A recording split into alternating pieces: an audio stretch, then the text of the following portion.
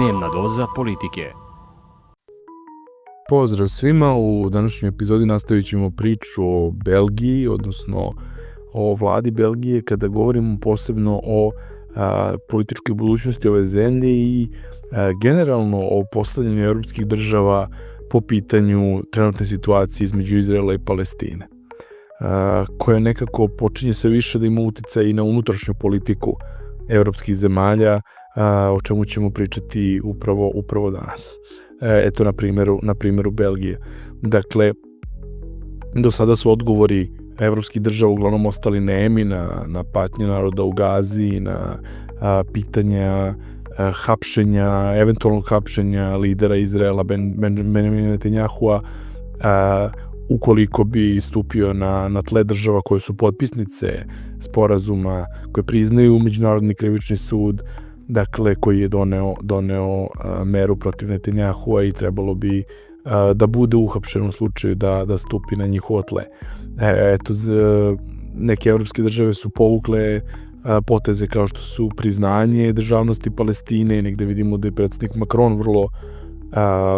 po ovom pitanju počeo da vodi jednu zanimljivu politiku i to je sve negde u očekivanju ovog septembarskog sada samita Ujedinjenih nacija na kojem bi trebalo se potegne pitanje Palestine i palestinske državnosti. Ali evo, recimo, u Belgiji je na čelu vlade Bart de Wever, dakle premijer koji je flamanski nacionalista iz stranke NVA, koja je flamanska nacionalistička stranka i po prvi put je preuzela vlast u državi, dakle jedna nacionalno flamanska opcija koja je praktično do pre koju deceniju bila separatistička stranka. I upravo u toj eri dok su bili separatistička stranka podržavali su Palestinu, ali kako su se približavali vlasti, sve su više se približavali tome da podržavaju Izrael. I u posljednjim godinama, naročito sada od izbijanja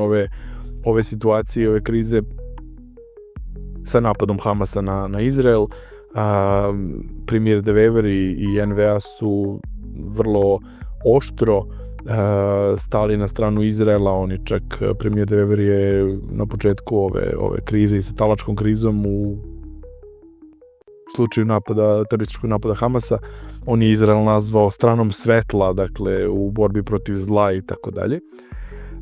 Ali dolazimo do problema što u ovom sada periodu, dakle u kome smo mogli da svedočimo katastrofalnim kršenjima pravila i običaja rata i naravno ljudskih prava i svakog oblika ljudskosti koje smo mogli da vidimo u Gazi. Zapravo je veliki broj građana Belgije, a naravno veliki broj tih ljudi je i iz imigrantske pozadine, dakle etničke pozadine, veliki broj njih su i muslimani, a i oni koji nisu muslimani imaju vrlo negativno mišljenje o onome što Izrael radi trenutno u Gazi. Dakle, sve veći broj ljudi, a naravno onih levičarske orijentacije, bilo da su etnički Flamanci ili Valonci, počinje da podržava ovu propalestinsku politiku i to je primetno, dakle, i u vladajućoj koaliciji, a primetno i na ulicama. Dakle, veliki su protesti bili naročito od maja i sada preko leta na ulicama Brisela, na ulicama većih gradova. Konstantno možete da vidite parole Slobodna Palestina, palestinske zastave i tako dalje, da je zaista veliki broj ljudi učestvovao u tim demonstracijama. Pored toga, vladajuća koalicija sastavljena je od 5 stranaka, dakle u februaru ove godine je formirana vlada na čelu sa Bartom de Weverom. Od toga su 2 valonske i 3 flamanske stranke. Naravno, glavni partner u koaliciji jeste NVA Barta de Wevera, koji je, možemo reći, proizraelska opcija i osnovni problem je što upravo on kao premijer na čelu vlade odbija da razgovara o bilo kakvim merama kada je reč o sankcionisanju Izraela ili priznavanju Palestine, a upravo njegovi koalicioni partneri, da kažemo uslovno sa levice ili iz centra, dakle Voruit koja je druga po snazi stranka u flamanskoj regiji, dakle ona je socijaldemokratska, da kažemo uslovno rečeno leva opcija, kao i centristička demohrišćanska opcija su počele zajedno sa njihovim valonskim partnerom iz koalicije sa centrističkom strankom Valonije, trenutnog ministra spoljnih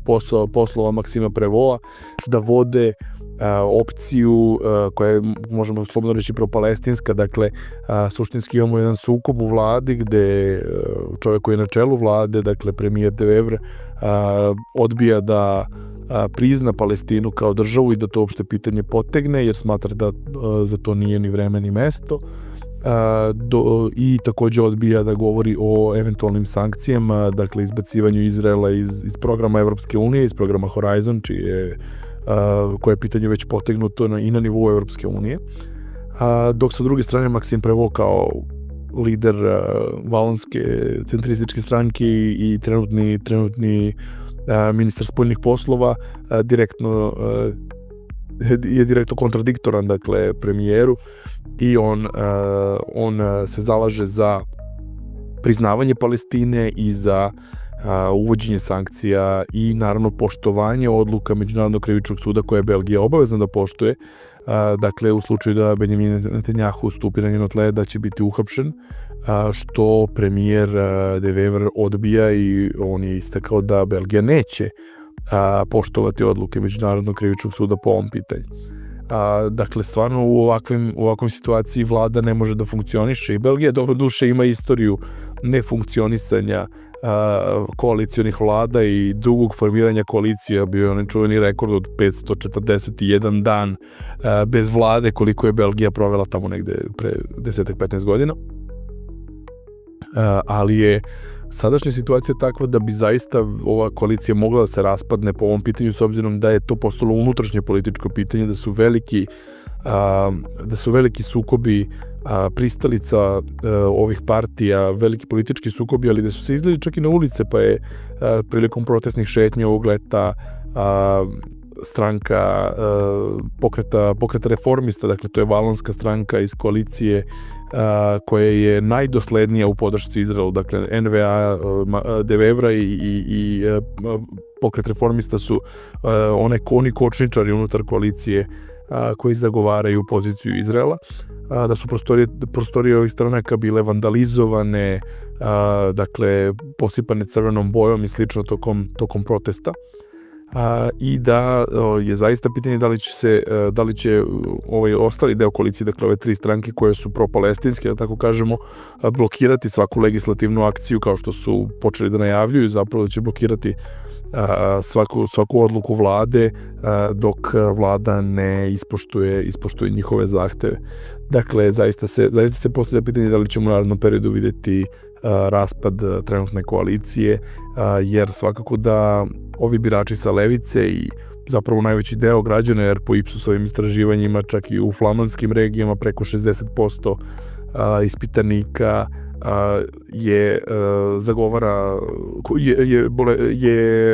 pozitivno gleda na palestinsku nezavisnost i negativno gleda na postupke Izraela. Dakle, to je zapravo pitanje samih birača u Belgiji, i verovatno je da će ove stranke propalestinske, tako da kažemo, u narednom izbornom ciklusu, koji nam možda bude i vrlo, vrlo skoro, gledati da iskoriste taj moment. Ostaje da vidimo što će se desiti pre septembarskih zasedanja u Ujedinjenim nacijama. To bi bilo sve i hvala vam na slušanju.